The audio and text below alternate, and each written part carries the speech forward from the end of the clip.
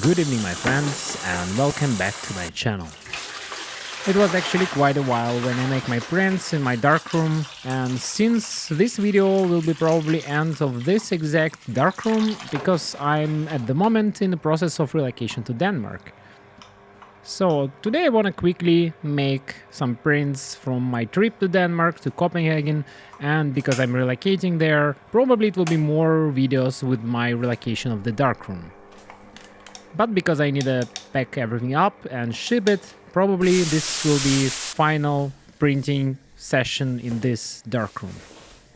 So I will quickly dress up and let's heat up the chemicals and load the negative inside the carrier. Today we'll make a print from Codec 200 overexposed one stop and developed normally.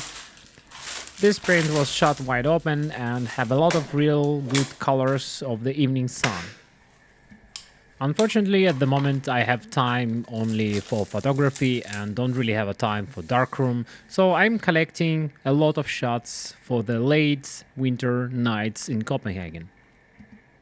So stay tuned, and in my new darkroom I will probably make a little bit more space and it will be much easier to film and most probably much easier to print.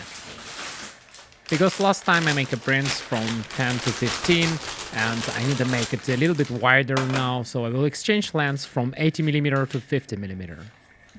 As you probably already know, I'm printing on the Fuji paper and it's pre-cutted to 20 by 25 centimeters. So as the next step I will adjust the framing and adjust the focus on my enlarger because I exchanged the lens and changed the distance from the lens to the negative. So it's quite an important step, and today I will not use the color calibrator. I will just make assumption that my negative actually have the same color palette, and I just need to find the exposure strip with the different exposures starting from the 6 seconds on f11.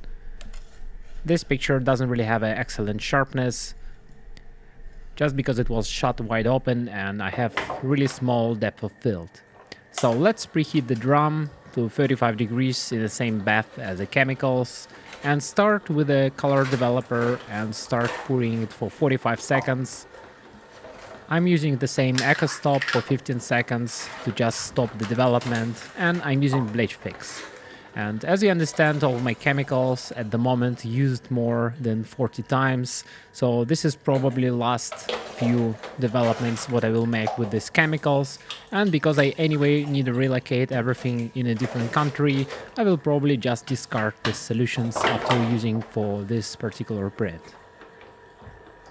After a quick development round and everything put back and forth in the bottles, with the continuous agitation on 35 degrees, you can find quite easily the almost final result with a simple exposure range.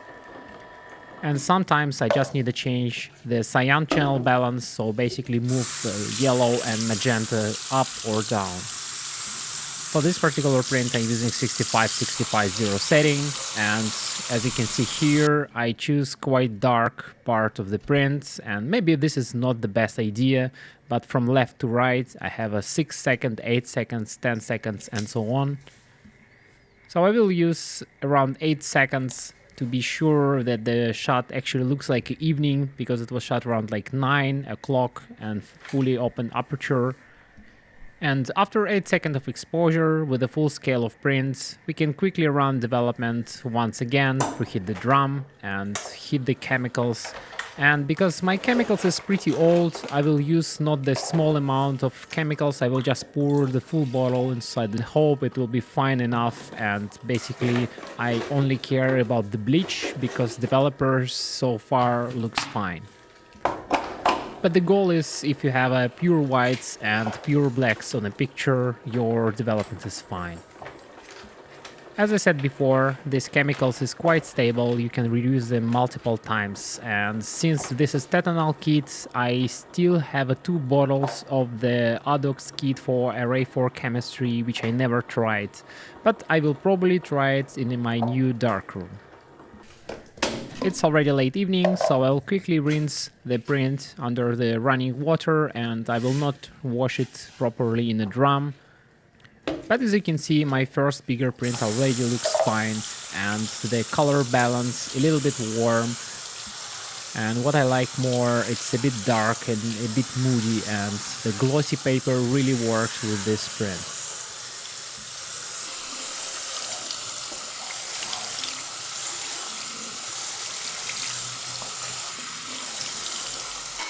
So let's quickly dry it with a hair dryer and inspect our final result. I really like this type of prints, which actually kind of abstract, but in the same time you have a lot of reflections, a lot of colors, and a lot of small details. So once again, thank you everyone for watching. We actually hit 600 subscribers, which is quite amazing, and this is not the end, it's just the beginning. Thank you for watching, and see you in the next videos.